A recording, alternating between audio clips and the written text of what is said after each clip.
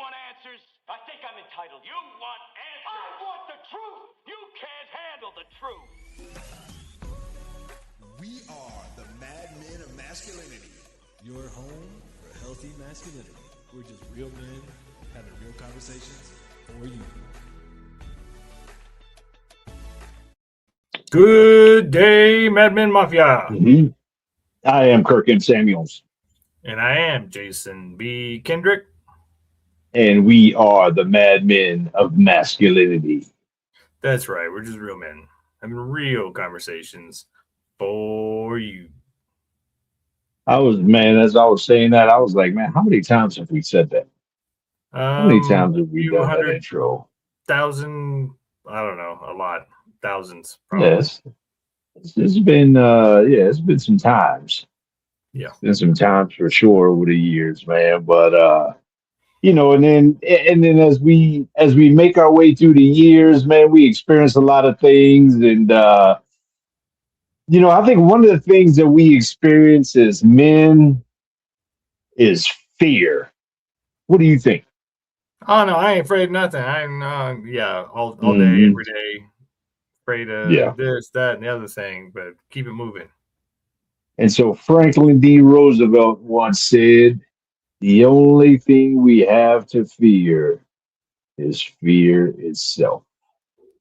So I was wondering, like, what kind of things do men fear? I don't know. That popped into my mind the other day, man. It's just, well, what is it? I mean, we don't talk about fear a lot, especially as men, as guys. That's not something that we sit around and talk about over a warm or a cold beverage. We don't sit at the sporting event up in the stadium seats talking about the things that we fear. But surely we all fear something, right? Yeah, I mean, that's really comes down to a lot of times what runs men's lives. A lot of times is what they're afraid of. I mean, I think not talking about it is detrimental. Just like anything else, we need to expose it, talk about it, and be honest.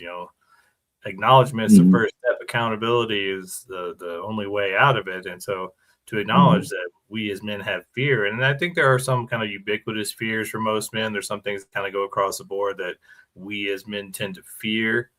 But then there's probably those that are, more unique to each guy. Some guys are afraid of heights, some guys are afraid of water, some guys are afraid of flying, whatever, afraid of snakes or bugs. I don't know. But there are also those fears for men that tend to drive us. And I think until we acknowledge, accept, maybe do some investigation on those fears and really kind of get to the bottom of them, I think they tend to run our lives. There's that little boy inside of us that's afraid of the dark that's running our lives.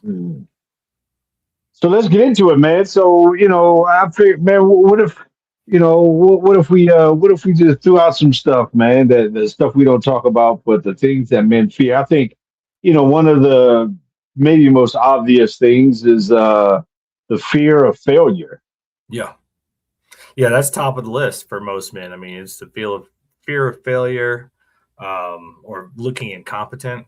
We as men, we got to know it all, be able to do it all, and look good doing it kind of thing. Like, don't look like we're struggling. So I think, that feel of failure or fear of incompetence. I mean, how many guys can't say, I don't know. They can't say like, I'm not sure about that. They got to make up some story or whatnot. And, that comes from a fear of failure or fear of incompetence, I think.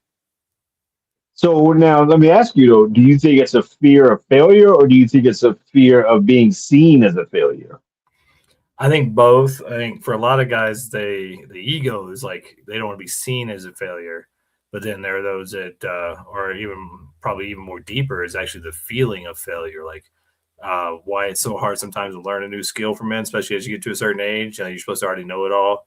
And then you're trying to learn something new. And the only way to learn something new is to look stupid and to fail forward and to keep trying until you get it right. And so sometimes that fear of failure will stop you people. I know for me, for a lot of years, it would stop me from trying new things or thinking I couldn't do something because I didn't do it right the first time. It wasn't perfect. So I guess I'm a failure. I think that in many ways holds us back. Yeah. A lot of guys fear the actual thing of failure itself.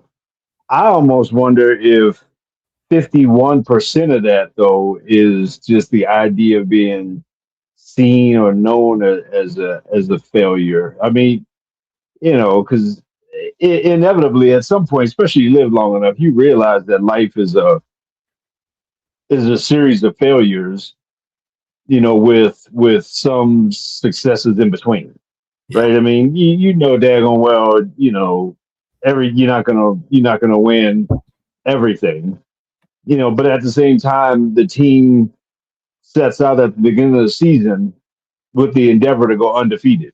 Yeah. So it's like we know that there's gonna be we know we're gonna take an L, but at the same time, we still move forward seeking the W. But even in the loss, like we don't want to be embarrassed in the loss. Like we don't want to be seen as like, okay, you took a loss, but you actually look like a loser. And Yeah. and so I almost wonder if just a little bit more of that motivation in terms of failure is about being seen as a failure, not so Yeah. I much mean, taking a loss, but being seen as a loser. yeah. Well, I think that's part of that growth as a man is learning how to take failure, learning how to lose and still keep your head up. And to your point, the whole looking like one, I think a lot of the, especially as younger man, you got all that bravado and you got to puff your chest up and act all tough and hard because you don't want anybody to see how scared you are, or to perceive you or make you look like a failure or make you look weak or whatever it is, incompetent.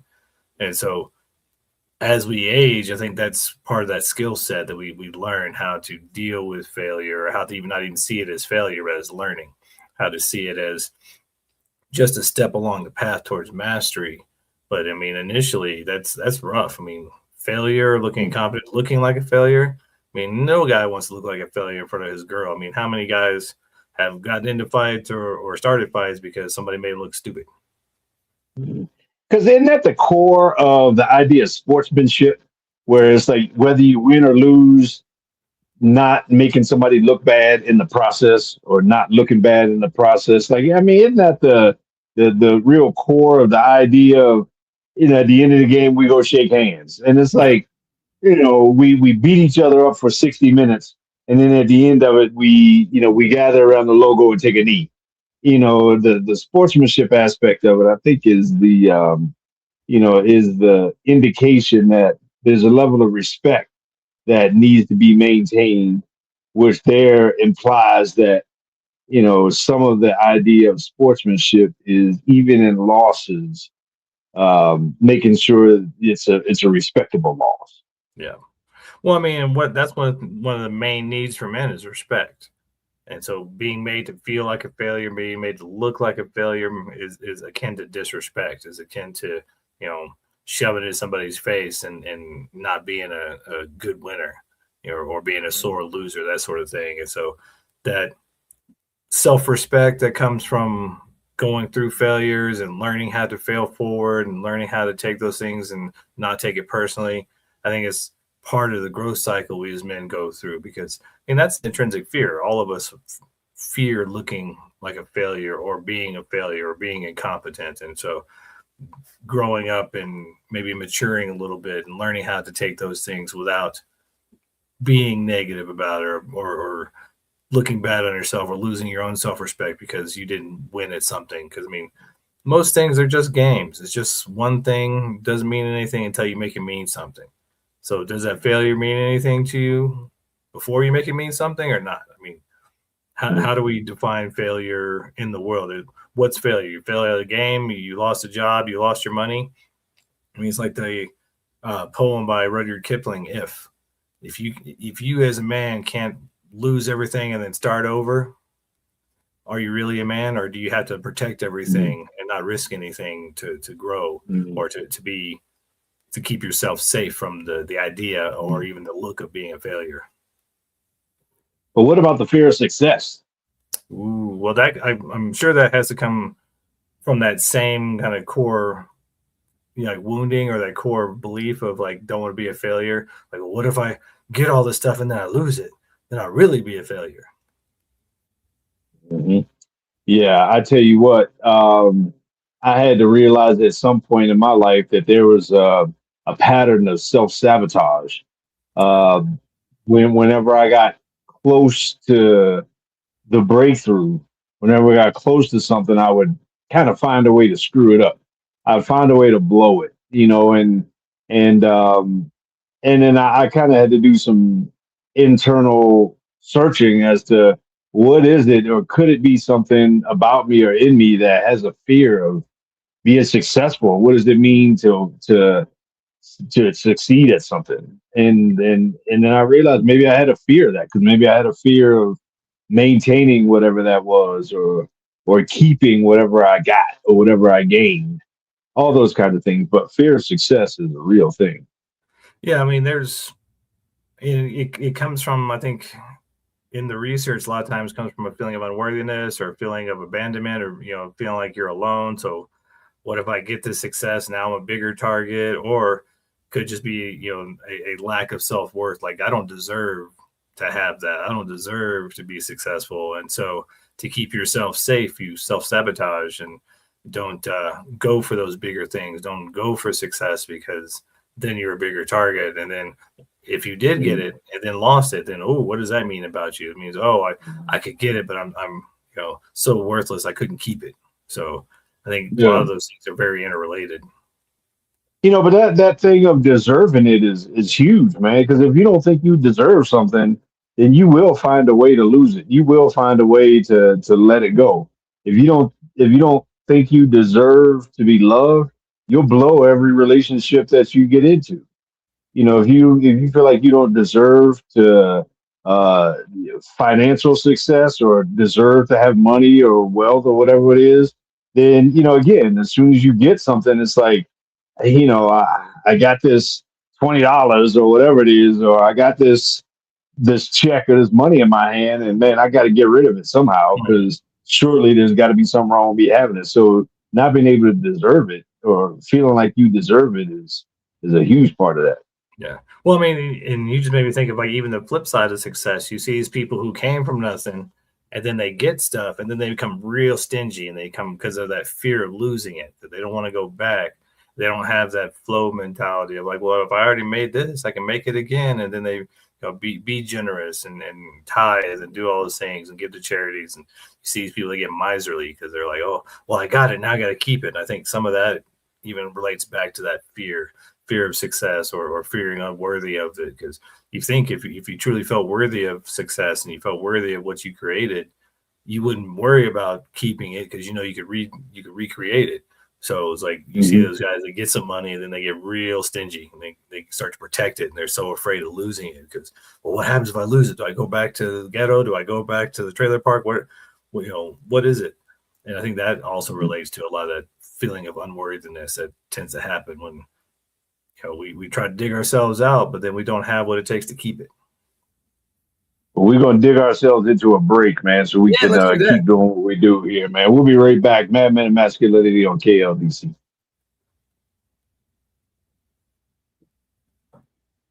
Man, I tell you what, I've blown a whole lot of stuff, dude.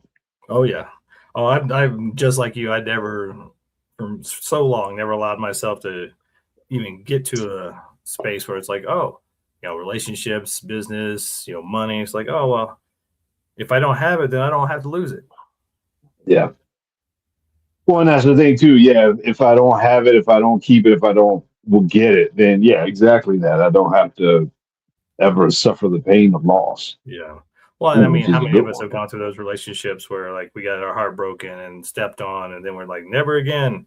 And so yep. We just don't even put ourselves out there. We're just like, no, I'm not gonna do that again. Yeah. Well, and a whole lot of people, man, just they a great person comes along, and because they don't want to have something and lose it, which is therein lies the phrase, it's better to love it or lost than never loved at all. Yeah.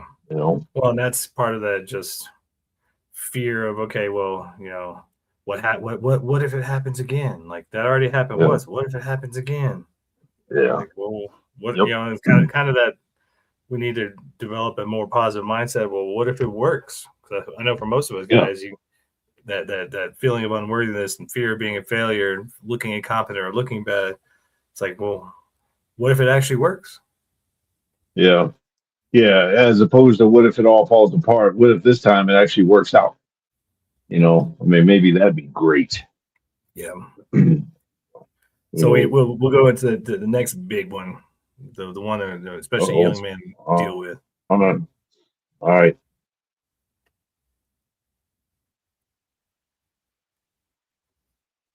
We're back. Yes, we're back. Mad Men of Masculinity, KLDC. We're back doing our thing. Check us out, YouTube, Facebook, all those kind of good things, man. See what we look like if Interwebs you listen worldwide. to us on the radio. Otherwise, we're on KLDC, 1220 AM in the Mile High City. Denver's got a good, Denver's a good sports city, man. If you've never been to Denver, man, Denver's a great sports town, man. We got all the major sports. And especially at times like this, man, a lot of the teams are good.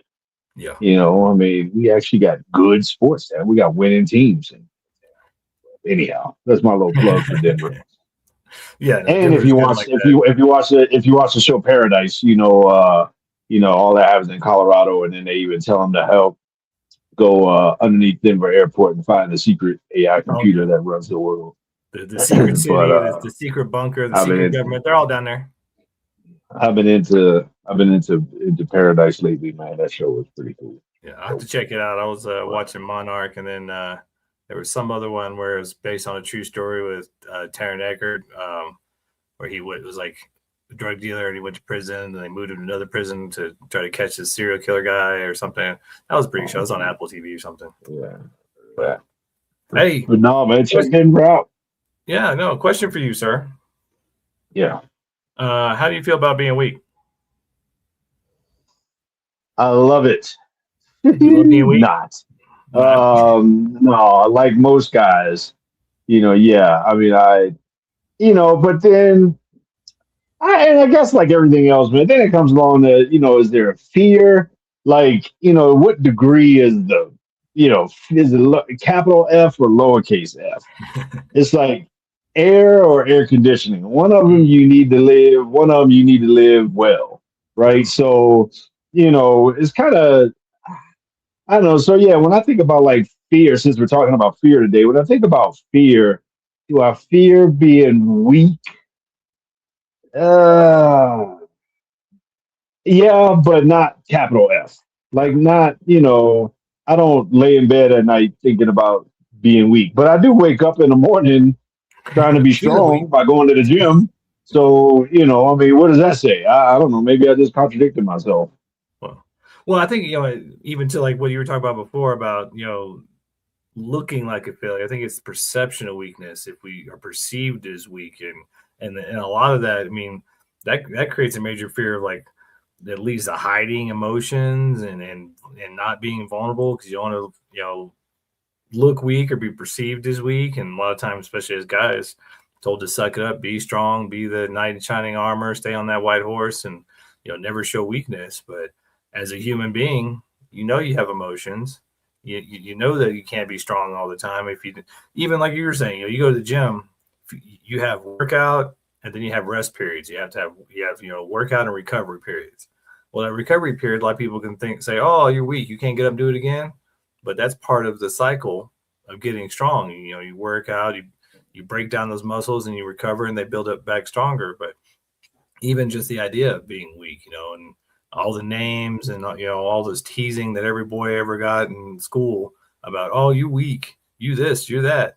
And, that generates even more fear because now you've got an experience of feeling weak or an experience of being called names or being teased or bullied about it. Yeah, I tell you what, though, now that I feel like I'm stronger now, that like physically stronger now than I have been in a while, it definitely makes you more confident, when we're downtown and, when some punk is trying to step to me kind of thing, I'm looking at the dude like, man, I will crush you. Like I can literally pick you up and throw you over this bar. I mean, or throw you whatever. I mean, and so I don't consider myself a violent person, and anybody that knows me would say the same thing. But at the same time, being stronger helps for sure with the confidence. But in terms of weakness, like I said, I don't know that I don't know that I think about weakness, although I do think about strength. So maybe I do. Well, I mean, it's kind of one of those things too. It's chicken or the egg? Is it more important to be physically strong or mentally strong? Because you see a lot of Mm, guys that they may be physically strong, but they're mentally weak, and you can call them a name or something like that. Then they get all butthurt and get all mad because you called them a name, even though they're physically strong. And you see all these guys in the gym with the gym muscles, but then you see that dude that's on the construction site that can lift twice as much, but doesn't look like he's got big muscles, but he's got that mm, you know mental strength because he knows he can do it. It's like one of our mm, guys on the board, Chris Nasky, he's 8th degree black belt, like nicest guy you ever meet, sweetest guy you ever meet, but he knows he's got that mental strength. He has the dedication and the whatever that word was. He's got he has had the experience enough where he's mentally strong. So I think it's great to mm, be confident, physically strong, but I think that mental strength that we build, especially as we get older as men, is much more important. mm. But then even part of the reason why even in that example, he has that perspective is because he's been in fights. I Mm-hmm. mean, controlled fights, but still fights nonetheless. I mean, where it's one guy trying to kick the snot out of the other guy, and another guy trying to punch the snot. I mean, where you're sparring or you're competing against one another in a martial arts skill, and so you've been in there, and a lot of us for sure don't put ourselves in situations where we gotta fight, Yeah. and a lot of us have not been in fights, and so a lot of us as men, like we don't know that controlled anger where it's not rage, but you can still go into that dark place and pull out, a part of you that needs to stand up in a moment. It's kind of like, contact sports kind of thing where somebody can be the nicest person, but you put them in a helmet with a face mask and some pads on a field, and all of a sudden they turn into a maniac. And this Mhm. is what they got to do. So a lot of us don't know how to flip that switch where we can be angry, but still not, you know, be a bad person. Yeah.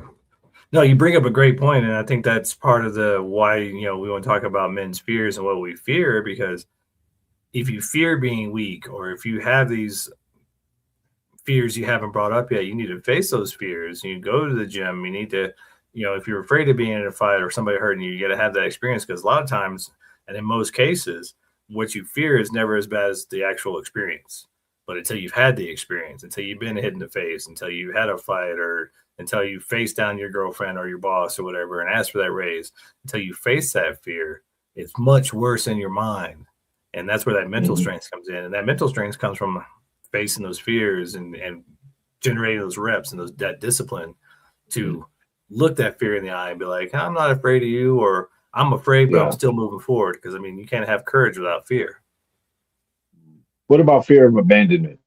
Mm, that's a huge one. 'Cause, I mean, you look at, especially nowadays in the dating world or the lack of dating world, or just this feminist narrative of I got it all and I don't need no man.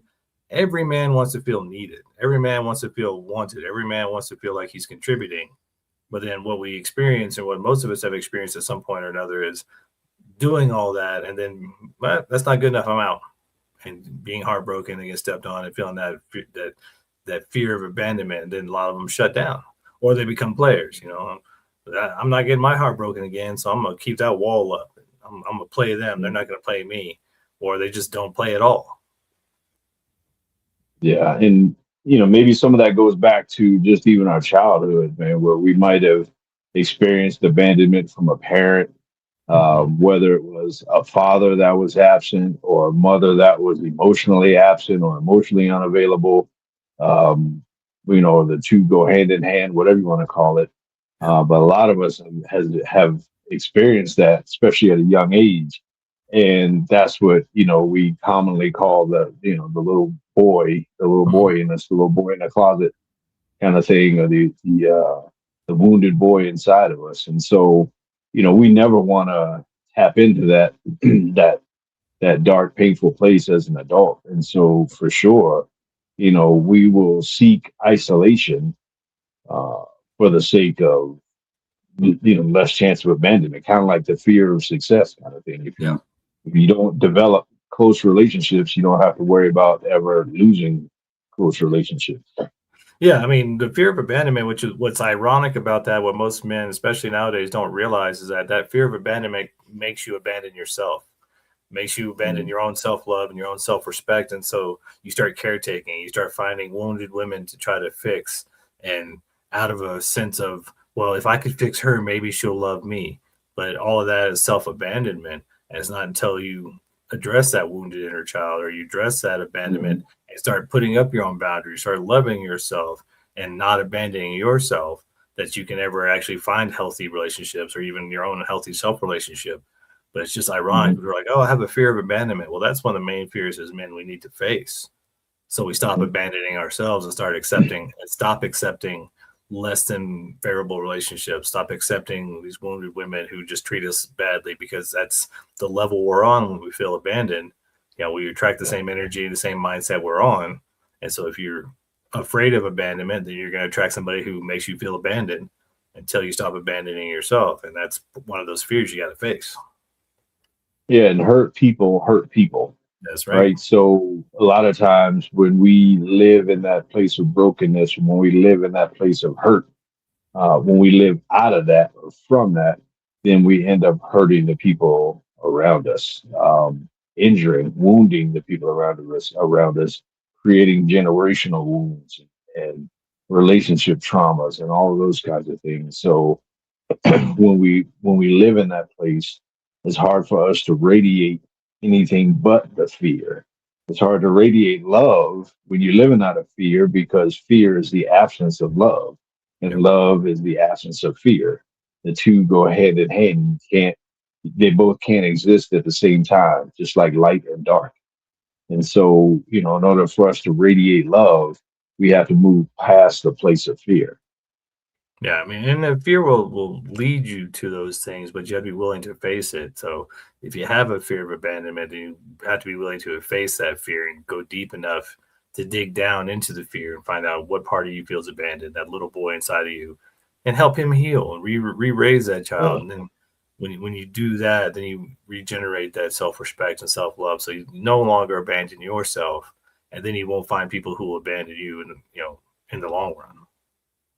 Well, that's the thing because when you do have a fear, like a fear of abandonment, then you wind up overcompensating for that. You could wind up overcompensating for that in terms of trying to perform your way or trying to, I want to be the man so everybody can adore me and everybody can cheer me, and I want to earn my worth and I want to earn my reputation and all those other kind of things, and none of that comes from a healthy place. Yeah.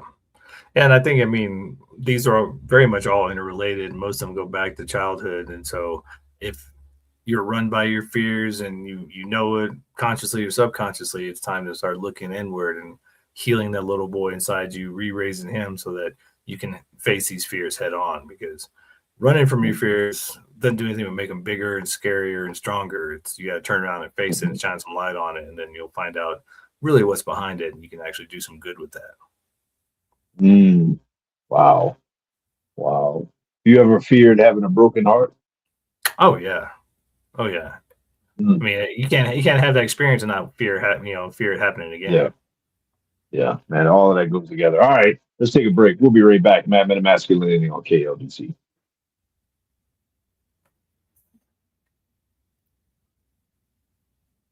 Boom. I was about to go down a whole nother road with that. I know. I was like, well, we'll that on there.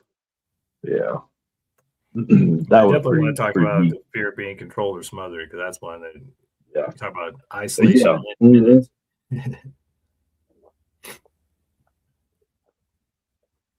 You better be sweet tea you drinking. It's ginger ale. Oh, okay. I love ginger ale, man. Ginger ale always reminds me of my grandmother for some reason, because she likes ginger ale. She likes ginger ale and butter pecan ice cream. But in ginger ale, it's like, is it either Schweppes or Canada Dry? It's got to be one or the other. They're different. I don't know. I'm not the biggest ginger ale fan, but anyway. Let's talk about that broken heart. All right.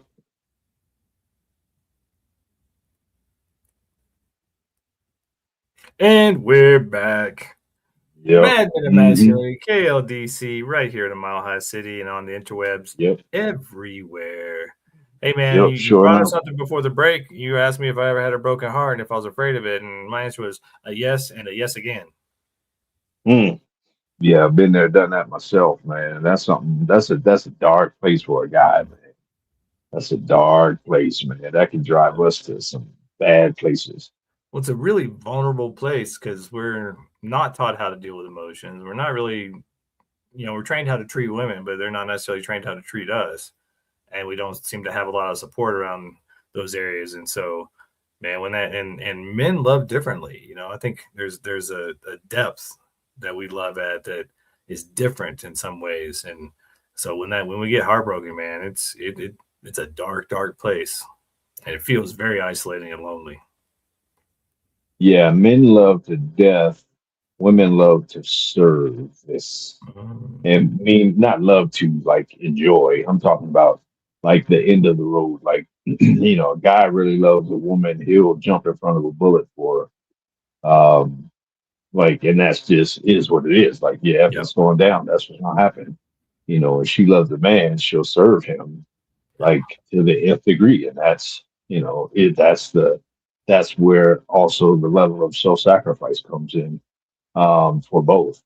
And so, but in the case of men, um, with that broken heart, man, at the end of our love road is that ultimate sacrifice thing. And when we have a broken heart, when our hearts are broken, it feels like a living death, man. And it's a tough place to be. Yeah, I mean, there's that you see it on social media, but there's that scene from some movie with Matthew Lillard where he's the player, and some guy was giving him mess about it, talking about, oh, you're just a player, you don't care. He's like, well, no, I used to care too much, and then I got my heart stomped on, and every player out there that you think is the worst guy, he was the one that cared the most and got stomped on and got his heart broken, and now he's afraid to ever go there again, and that's a deep wound. That's something that most of us as men have dealt with and need to keep dealing with, because it's really easy just to isolate and just be like, I'm never dating again. I'm never going out. I'm never put myself in that position again, because it is. I mean, that's a pain that we feel, I think, in a different way. And it's not something most of us are ever prepared for. I know in my experience, I mean, it puts you out.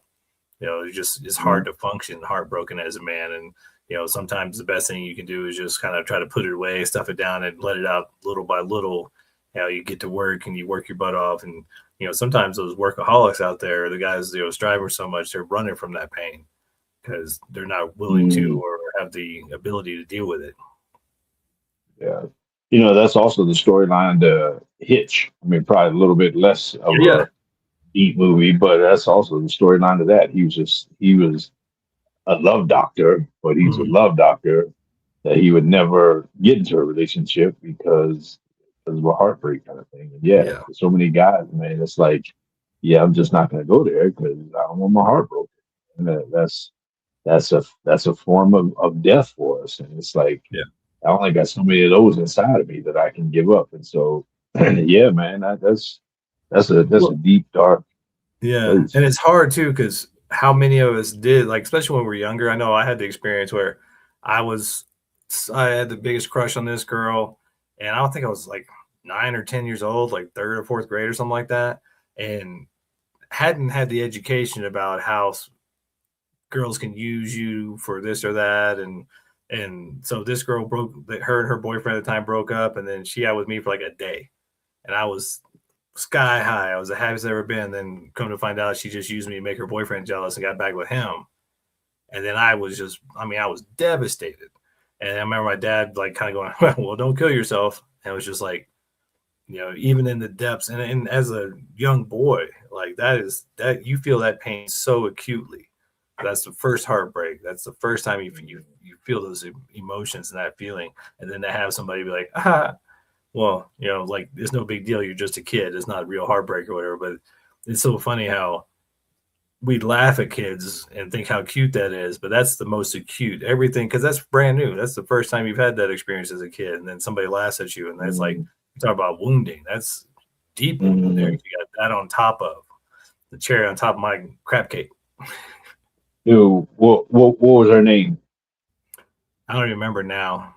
I want to say it was Katie or something, but I don't know. Yeah, I just remember the feeling like, she's probably got no teeth living in a trailer park right now. live in the trailer park. It was We're Texas, I gonna think. we're gonna wish we're gonna wish that on her wherever she is. And I hope she can't sleep at night because of what she did to you. Yeah. But we all know, man. We all remember those stories, man. We all know who broke our hearts over the course of our lives, man. And that's a ugly place for a guy. Do you think that men in general are afraid of death?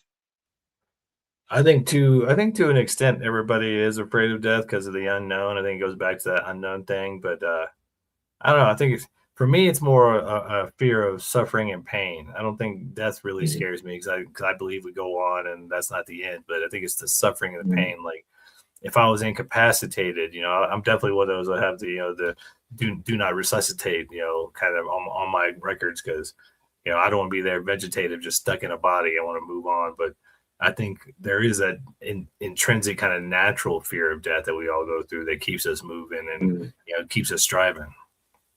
Mhm. I think we have a fear of a worthless death, but I don't. I don't think at most men's core there's a feeling of a sacrificial death. Like if I was going to die for something, like I don't necessarily have a fear of a situation where I'm going to die for a greater cause, or die for somebody I love, or something like that. And I think I don't know. I don't know if men in general, if there's I'm talking about, like, the kind of the core of the heart of who we are, where the fear is more about just dying irrelevant, as Mm. opposed to dying for a cause or dying for significance. Yeah, I think it's that you're right, that feeling of irrelevance or being forgotten. Every man wants to leave some sort of legacy. Mhm. And I think dying like Mhm. a hero on the battlefield or to save somebody, that feels like a legacy. That feels like I'll be remembered. But Mhm. yeah, feeling irrelevant or feeling like I'm going to be forgotten after I'm gone, I think that Mhm. probably I think that terrifies men more than death itself. Mhm. Yeah, maybe that's it specifically. Maybe it's a fear of irrelevance.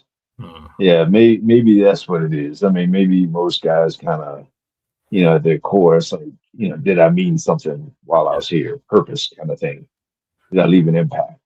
Yeah, I mean, you look at relationships. Like, what's the worst thing a woman can do to a man is make him feel irrelevant, make him feel worthless, make him Mhm. feel like what he does, like his contributions don't mean anything. Like all he is a checkbook, and his time doesn't mean nothing. And you do that, that just wears a man down until he's just broken and a nub and just numb and the Walking Dead basically. Because and so many guys, they're honorable at their core. And so I said vows, I'm gonna do this, and then she changes her mind about him and doesn't love him anymore and makes him feel worthless and irrelevant.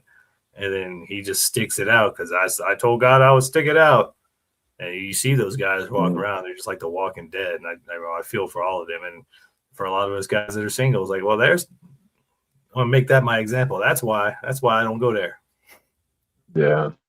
Yeah. And, for those of us, with kids, that whole irrelevance, means a lot as well in terms of an impact with the kids. And unfortunately, be the way it happens, and it just does. And, if you talk to more men than not that have been through a divorce, a lot of times your relationship with your kids suffers most.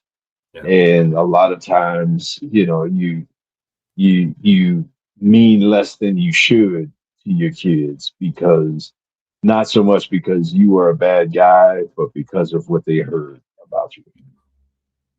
Yeah, I mean, that's got to be the hardest thing about being a parent, especially being a dad, because you basically have to train the one you can't live without to live without you and know that's coming. Like, there's going to be a day where you're not the most important one in their lives anymore. You're not the God to them anymore. They got their own stuff to do. And so, it's like, there was that Cats in the Cradle song. It was like, can we go play catch? Oh, well, it's nice to see you, Dad. I got the wife and kids. I got to go. So, I mean, it's Mhm. just, I guess that's that double-edged sword of parenting where you get to have the kids and they're amazing and they love you and then they learn to live Mhm. without you.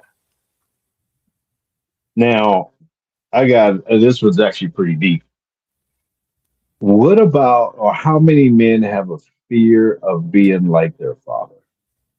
Ooh, I think we all have a fear of being like our father and also not being like our father. You know what I mean? I think that's the one thing that's Mm, interesting because we have those father wounds, and you're always like, and that motivates you. Like, I'm not gonna be like that guy. I'm not gonna be like him. I'm gonna do it different. It's gonna be different when I grow up. And then you start saying the same words because you grew up with the man, or you heard those things so much. You start making the same expressions. You start sounding like him, and also you're like, oh, I'm just like him. Oh no. how many of us, and like statistically, I mean, I'm curious, like how many of us like would not want to be like our fathers? Like that would not be a compliment for somebody to say you're just like your Yeah, father. yeah, yeah. And therein lies the fear of being like your father. Yeah. Well, it's interesting because I had there's a long time kind of acquaintance, friend, whatever, that I've known for years. And when I was younger, I was like, I thought he was cool because he was an entrepreneur and this and that.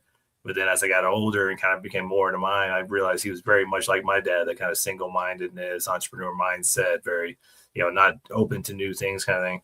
And I remember I told him once, like, oh, you really remind me of my dad. And he was like, oh, well, you respected your dad. And in my mind, I'm like, it wasn't really a good thing, and it's Hmm. like, I'm kind of like, now it's like, okay, I'm grown up now. It's the same sort of thing where it's like, uh, I don't think I can accept that kind of behavior or that kind of mindset because it just doesn't jive with me. But it was just interesting to kind of have that realization, like, oh, he's really kind of like my dad. And I don't know if I dig it. Yeah, yeah, yeah. And then the older we get, I think, or at least I'll say the older I've gotten, the more I can see um, back and look at my father for who he was, which is a Mhm. wounded man. Probably, if I had an opportunity to talk to him today, he would probably say he was doing the best that he could, given, had I been dealt the same hand that he had, maybe I wouldn't have been much different than him. And maybe that's just, time given the level of perspective that comes along with the grace and understanding of just life, man. And I didn't have a scenario where, my mom talked bad about it. No, I'm talking about the stuff that I saw, like the Yeah. stuff that happened to me. But again, I just wonder how many, statistically speaking, men um, have a fear of being like their father, and maybe that Yeah. motivates them to do something different. Oh yeah, I'm sure there's lots of motivation in that way. And of course, I have a different viewpoint now, and it's not a popular one for most guys, but I'm pretty pretty convinced that we and God sat together and decided who our dads are going to be for the impact that Mm, they had on our lives, good, bad, or different. And once we can accept that, then it really puts it in a whole new perspective. Like, well, what if at some level I chose that? What if at some level mm, I'm the one that was like, hey, I want that guy to be my mentor, to be my father for the good and the bad, mm, because he was, and those are lessons mm, I learned.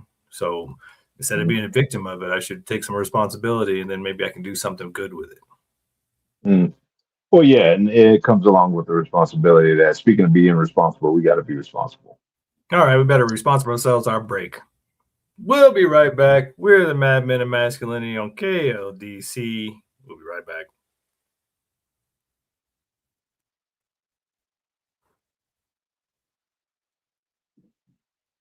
I smell somebody grilling.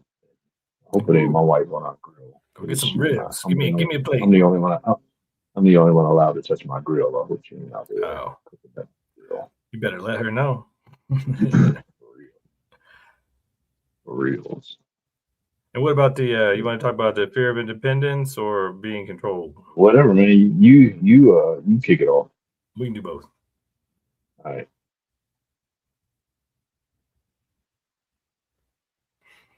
It's time. Fourth quarter time. Yeah. Red zone defense, Fourth red zone quarter. offense. Let's do it. Fourth quarter. Yep. Showing up. Talking about fear today. Mad Men of Masculinity. Doing our thing, man. It's all, man. A whole lot of What things do that we can men fear, man. fear? What do you think? Well, I think there's one that we were kind of kicking around, and I think that goes hand in hand. There's that fear, especially as we get older as men, because you and I both trying to stay younger, trying to stay healthy, going to the gym, taking our TRT, our vitamins, all our good stuff. because of that fear of independence. But hand in hand with that is also the fear of being controlled. And I know for me, that's one of my big ones. Like, I do not like to be manipulated because I've been manipulated and I didn't like it at all. I do not like to be controlled, and I'm hyper independent because of those things. And so I think there's definitely a kind of ingrained fear for most men about, being controlled and no longer being independent. Mm. That's actually kind of an interesting thing, man. When I think about, I'm the same way. Like, if nothing else, I can say I severely hate the feeling of being controlled. Um, Maybe it's because I grew up with a mom that was a A controlling little bit kind of mom. controlling. Um, but but but when I try to put that in context, like, do I fear that, or do I hate that, or do I know I definitely resist it. And unfortunately anyway, even with my wife, who is not that type of person, just, whenever I even get that little feeling, I just push back. More Yeah. often than not, if she asks me if I want something or want to do something, my first knee jerk answer would be no. Even if I am thirsty, do I want that cup of water? No, I'm just gonna die of thirst. But do I have a fear? I don't know. That's a good question. Like, I don't know if I have a fear of that, but maybe I do. I mean, yeah, maybe it does go into that. Like, I dislike it. I hate it. Do I fear it? Maybe. I mean, yeah, maybe fearing, like, I look up at any particular moment in the future and realize I'm being controlled by another person. Yeah. That's not a thing.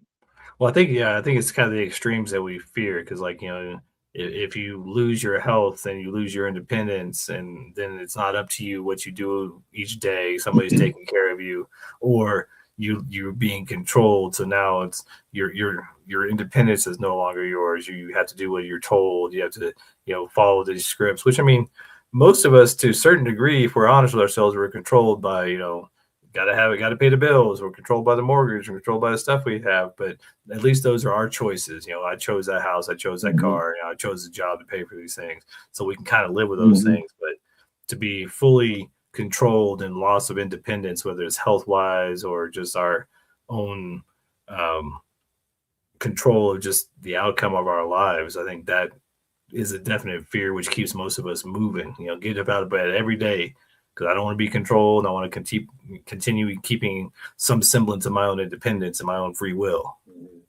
Mhm. Yeah, I mean, I definitely have. I'm an independent person, um, and I value that a lot. And so the idea of that being taken away, and maybe that's an American thing. I mean, maybe that's something that we as a culture, as a society, we have a collective fear of that. So, we value our freedom. We value our independence.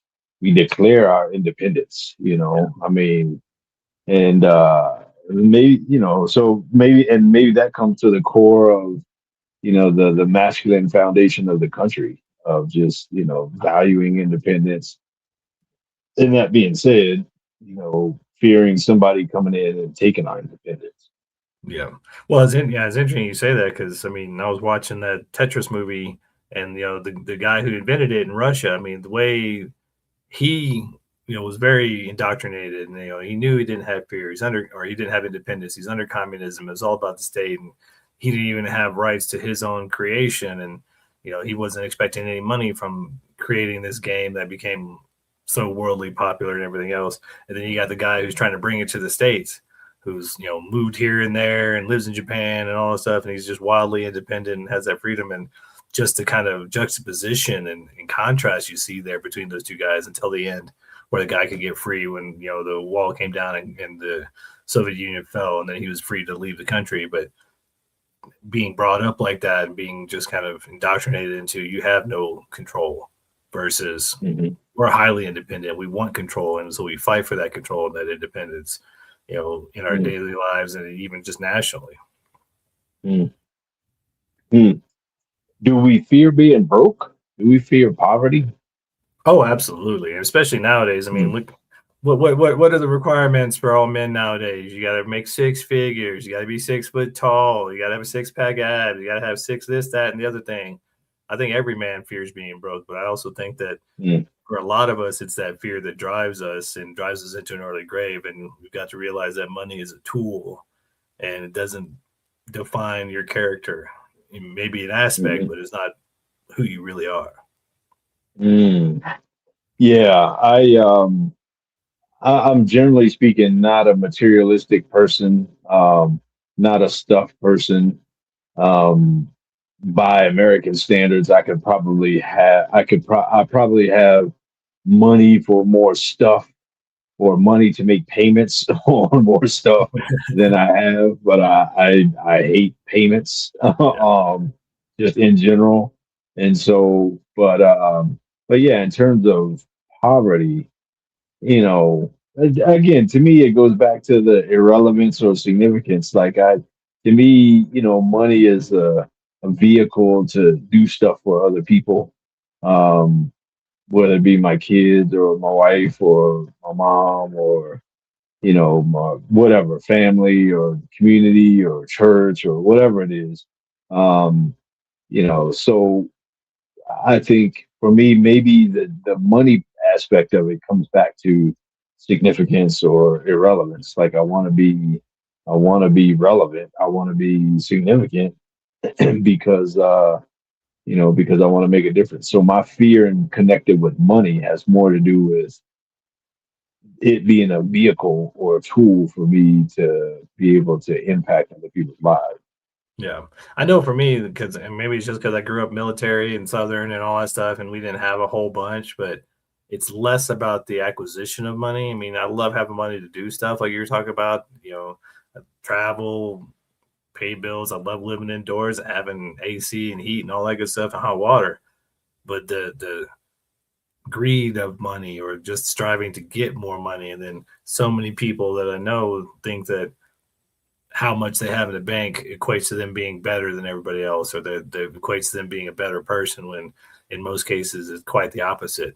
It's that, love of money kind of thing, being the root of all evil is not money itself, it's just the love of the money and thinking that means something. But, like anything else, you got to carry water and chop wood, we got to do stuff to survive, but that's not our whole existence. It's not all about the bank account or the wallet. What makes you the best person, and does that money make you a Mm, better person or not? I think you mm, don't want to be poor. It's definitely much better to have mm, money, but that can't be the mm. end all be all everything. Well, wow. Hmm. So then it comes down to, do we fear fear?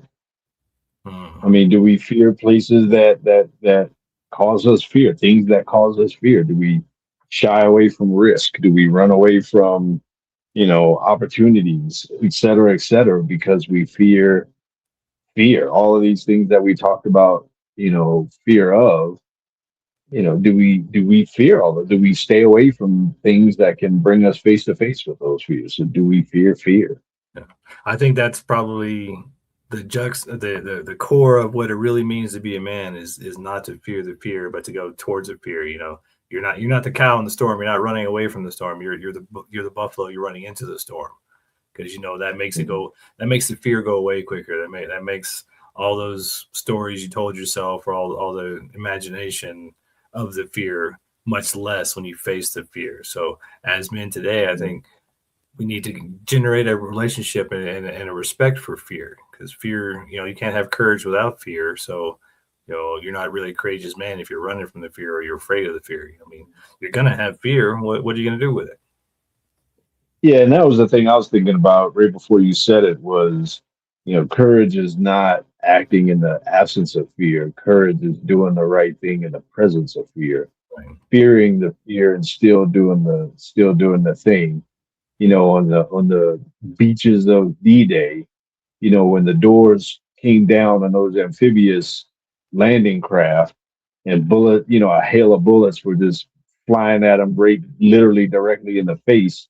It was the courage to keep pushing forward, to empty out that boat and to get on that beach and take over that beach. That's the thing that maybe I don't even know if our generation of men have that. Yeah. Would we be able to do that? I don't know. Maybe we fear too much stuff. Yeah.